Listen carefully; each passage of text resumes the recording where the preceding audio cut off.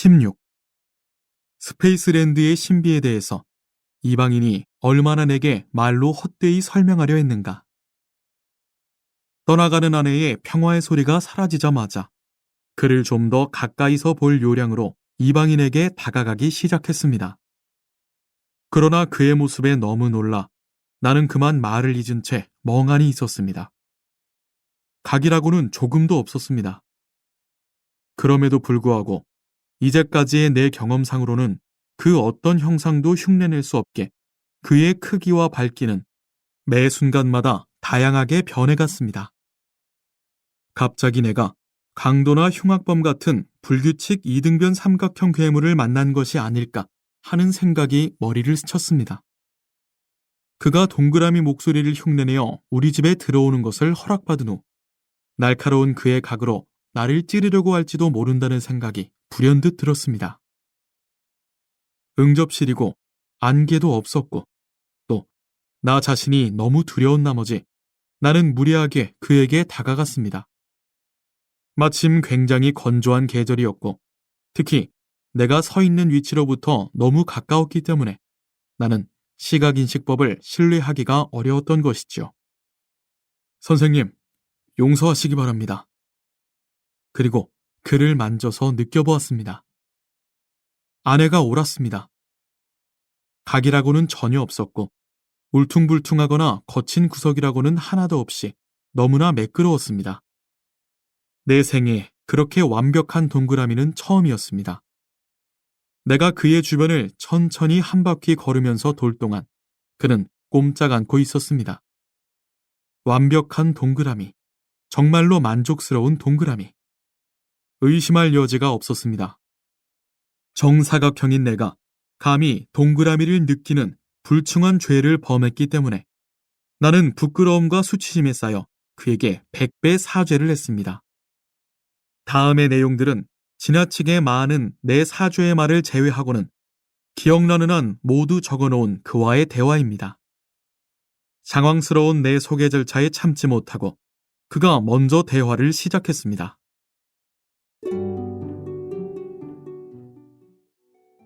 이제 나를 충분히 느꼈습니까?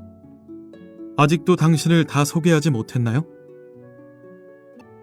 고명하신 선생님, 저의 망령됨을 용서하십시오. 제가 지체 높으신 분들의 예법을 몰라서 그런 것이 아니었습니다. 너무도 뜻밖의 이 방문에 그만 당황스러워서 그랬습니다. 그리고 이 무례함을 아무에게도, 특히 제 아내에게는 절대 이야기하지 마시기를 간청드리는 바입니다. 그런데 얘기가 더 진전되기 전에 황송하지만 어디서 오셨는지 제가 여쭤보아도 되겠는지요? 이방인. 공간으로부터 왔지요. 다른 곳으로부터 올 수 있나요? 죄송합니다만 선생님, 이 보잘것없는 저와 함께 선생님께서는 이미 공간에 계시지 않으셨습니까? 당신이 알고 있는 공간이란 게 대체 뭐요? 공간의 정의를 한번 내려보세요. 공간이란 너비와 높이의 무한한 연장입니다, 선생님. 맞아요. 당신은 공간이 무엇인지는 잘 모르지만 지금 그것을 보고 있습니다. 단지 그것을 2차원으로만 생각하지요. 그러나 나는 3차원을 알리러 왔습니다. 높이, 너비, 그리고 길이. 선생님께서는 농담을 즐기시는군요. 저희들도 길이와 높이, 혹은 너비와 두께를 말하기 때문에 2차원을 4가지 이름으로 이야기하는 것입니다. 내가 말하는 것은 그저 3가지 이름이 아닙니다. 3차원입니다. 제가 모르는 제3의 차원이 어느 쪽인지 선생님께서는 가리키거나 설명해 주실 수 있습니까? 내가 거기에서 왔습니다. 그것은 이 위쪽과 아래쪽이지요. 선생님께서는 지금 북쪽과 남쪽을 말씀하시는 것 아닙니까? 그런 종류가 아닙니다. 당신이 옆에 눈이 없기 때문에 볼 수 없는 방향이 있어요. 나는 그런 방향을 말하고 있는 것입니다. 죄송합니다만 선생님, 조금만 살펴보시면 제 양쪽 옆구멍에서 환하게 빛을 발하는 게 있다는 걸 아실 겁니다. 그래요. 하지만 공간을 보려면 당신의 둘레 주변이 아니라 당신의 옆쪽, 바로 거기에 눈이 있어야 합니다. 어쩌면 당신들은 그것을 안쪽이라 부르는지 모르겠으나 우리 스페이스랜드에서는 옆쪽이라 부릅니다. 내 안쪽의 눈, 내 뱃속의 눈이라니. 선생님 지금 농담하시는군요. 난 지금 농담하는 게 아닙니다. 나는 공간으로부터 왔다고 말하고 있습니다. 당신은 공간의 의미를 이해할 수 없을 테니까 3차원의 나라에서 왔다고 말씀드리지요. 최근에 그곳에서 나는 당신이 실제로 공간이라 부르는 당신들의 평면을 내려다보았습니다. 거기에서 나는 당신들이 말하는 모든 견고한 것들, 즉, 당신의 집들과 교회들, 장롱과 금괴, 심지어 당신들 내부의 창자까지도 내 시야에 노출된 모든 것들을 구별할 수 있었습니다. 그런 말은 쉽게 하실 수 있겠지요. 하지만 쉽게 증명할 수는 없다는 뜻이군요. 내 말을 증명해 보이겠습니다. 여기서 보면 오각형인 당신의 두 아들과 육각형인 두 손자가 각기 자기네 아파트에 있는 게 보입니다. 당신의 어린 육각형 손자가 잠시 당신과 함께 있었죠. 당신과 당신 아내만을 남겨둔 채 방금 자기 방으로 간 것도 보았습니다. 이등변 삼각형인 당신 하인 3명이 부엌에서 저녁 식사하는 것과 어린 급사아이가 설거지하는 것도 보았습니다. 그때 내가 여기 왔는데 당신은 내가 어떻게 여기 왔다고 생각하시나요? 아마도 지붕을 통해서겠지요. 그렇지 않습니다. 당신이 잘 아시겠지만 당신네 지붕은 최근에 수리를 했기 때문에 여자들도 그 구멍으로는 통과할 수 없어요. 분명히 말하건대 나는 공간에서 왔습니다. 지금 내가 당신의 아이들과 집에 대해서 이야기했는데 믿어지지 않습니까? 제 이웃이나 하인들도 그 정도 정보는 쉽게 얻을 수 있을 테고 선생님은 그들을 쉽게 접촉할 수 있었겠지요. 무엇을 해야 하지? 잠깐, 좋은 생각이 났다. 당신이 만약 직선을 하나 본다면, 예를 들어 당신 아내를 본다면 그것은 몇 차원입니까? 선생님께서는 저를 마치 수학에 대해 전혀 모르는 문외한인 것처럼 취급하시는군요. 제가 여자를 1차원만을 가진 직선으로 여긴다고 정말 생각하시는 모양인데 절대 그렇지 않습니다. 우리 사각형들은 직선이라고 불리지만 여자는 실제로, 그리고 과학적으로 말하면 아주 가느다란 평행사변형입니다. 우리들처럼 길이와 너비를 가진 2차원이지요. 어떤 선을 본다는 사실은 그것이 또 다른 차원을 가지고 있다는 것을 뜻하지 않나요? 선생님, 저는 여자가 길이와 함께 너비도 가지고 있다는 것을 막 인정했습니다. 우리는 그녀의 길이를 보고 그녀의 너비를 추정합니다. 그것은 아주 미세하기는 하지만 측정 가능합니다. 당신은 내 말을 이해하지 못하고 있습니다. 내 말뜻은 당신이 여자를 볼 때 그 여자의 너비 말고도 그 여자의 길이를 볼 수 있어야 하고 또 그 높이를 볼 수 있어야 한다는 것입니다. 비록 그 차원이 당신네 나라에서는 지극히 미세한 수준이라 해도 말입니다. 만약 하나의 선이 높이는 없고 단지 길이만 있다면 그것은 공간을 더 이상 점유하지 않고 보이지도 않을 것입니다. 이것을 분명히 인식해야 하지 않나요? 제가 선생님의 말을 전혀 이해하지 못하고 있다는 사실을 고백해야겠군요. 저희 플랜랜드에서 선을 볼 때 우리는 그 길이와 밝기를 봅니다. 만약 밝기가 없어져 어두워졌다면 그 선은 사라진 것이고 선생님께서 말씀하신 것처럼 더 이상 공간을 점유하지 않는 것이죠. 하지만 선생님께서는 그 밝기에 단지 차원을 하나 더 부여하신 것뿐이라고 제가 생각해도 될까요? 저희가 밝기라고 부르는 것을 높이라고 부르신다고 말입니다. 아닙니다. 절대로. 당신이 생각하는 것처럼 높이라는 것은 그것이 매우 미세하다고 해서 쉽게 지각할 수 있는 것은 아닙니다. 선생님의 주장은 쉽게 검증할 수 있습니다. 선생님께서 높이라고 부르시는 제3의 차원을 제가 지금 가지고 있다고 선생님께서는 말씀하셨습니다. 차원은 방향과 크기를 가지고 있습니다. 나의 높이를 측정해 보세요. 그렇지 않으면 나의 높이가 뻗어나간 방향을 내게 가리켜 보십시오. 그러면 저는 선생님 말씀을 완전히 믿겠습니다. 그렇지 않으면 선생님은 분명 잘못 이해하신 겁니다. 아무것도 할 수 없는데 어떻게 그를 믿게 하나? 시각으로 제시하고 그 사실에 대해 쉽게 설명하면 충분히 이해하겠지. 자, 들어보세요. 당신은 지금 평평한 평면 위에 살고 있습니다. 당신이 플랫랜드라고 부르는 것은 내가 유동체라고 부르는 것의 광대한 표현인데 그 꼭대기의 위 혹은 안쪽에서 당신과 당신 나라 사람들이 위아래로 오르내리는 일 없이 움직이고 있습니다. 나는 평평한 도형이 아니라 입체입니다. 당신은 나를 동그라미라고 부릅니다. 하지만 사실은 나는 동그라미가 아니라 수많은 동그라미들의 집합체입니다. 그 크기가 조그만 점에서부터 어떤 것은 지름이 13인치나 되는 동그라미에 이르기까지 다양한 동그라미들의 집합체입니다. 내가 지금 하는 것처럼 당신들이 이 평면을 자른다면 이 평면에서 나는 당신들이 동그라미라고 부르는 모양을 만들 수 있습니다.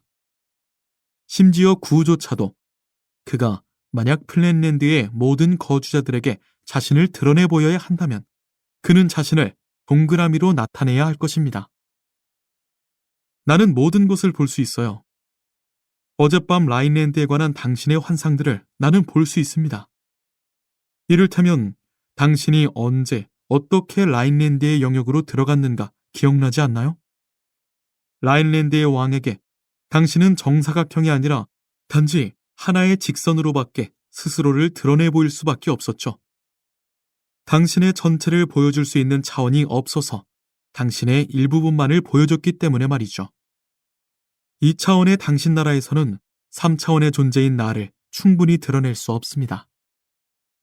단지 당신이 동그라미라고 부르는 한 조각이나 부분만을 드러낼 수 있습니다. 당신의 눈빛을 보니 별로 믿지를 않는 것 같군요. 하지만 이제 내 주장을 증명해 보일 테니 준비하세요. 당신은 사실 내 부분들, 즉 동그라미들 중에 하나밖에는 볼 수 없습니다. 왜냐하면 당신을 플랫랜드의 평면에서 벗어나도록 위로 축혀 올릴 수 없으니까요.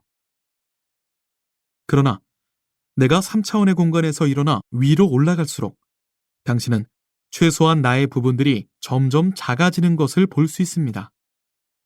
자, 이제 보세요. 제가 위로 올라갑니다.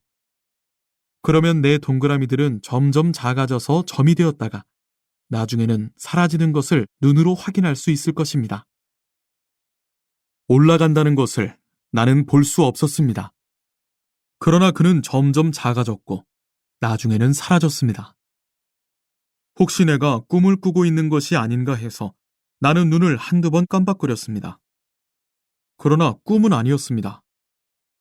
왜냐하면 어디서 들려오는지 모를 심연으로부터 텅 빈 것 같은 목소리가 마치 내 심장에 와닿는 것처럼 울렸기 때문입니다. 내가 완전히 없어졌습니까? 이제 믿을 수 있어요? 자, 그럼 다시 플랫랜드로 천천히 돌아가겠습니다. 내 부분이 점점 커지는 것을 보게 될 것입니다.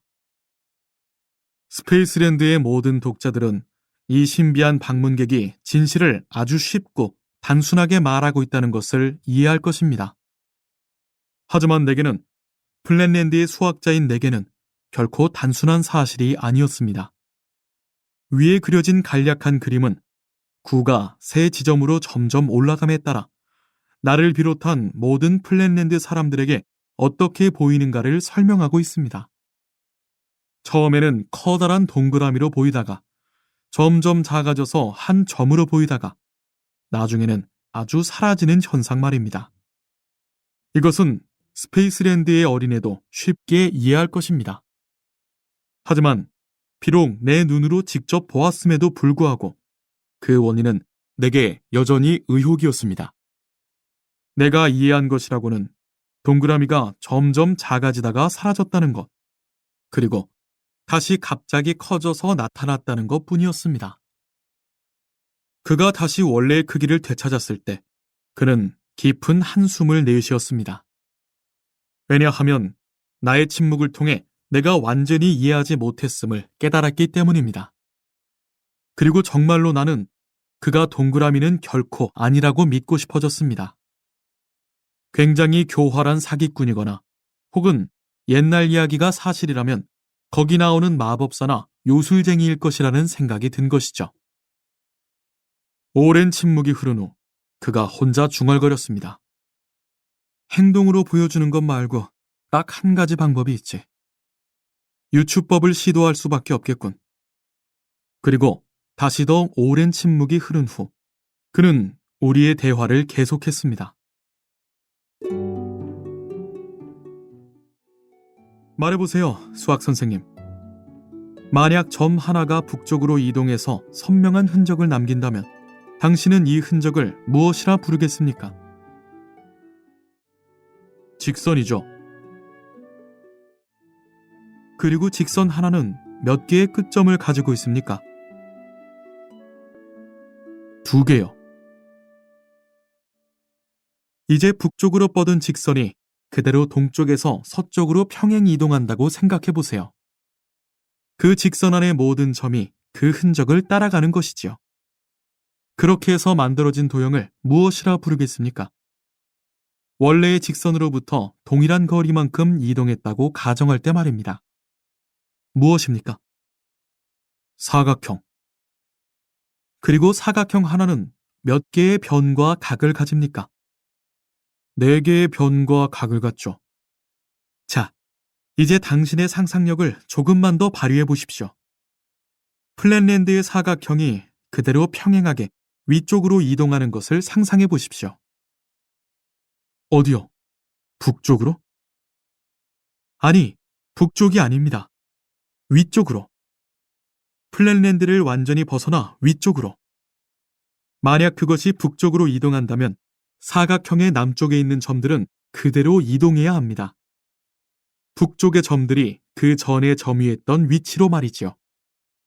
하지만 내 말은 그게 아닙니다. 당신이 마침 정사각형이니까 당신을 예로 들어 설명해 보지요. 내가 의미하는 것은 사각형인 당신 안의 모든 점들이, 다시 당신의 어법으로 말하면 당신 내부의 모든 점들이 그대로 3차원의 공간인 위쪽으로 이동하는 겁니다.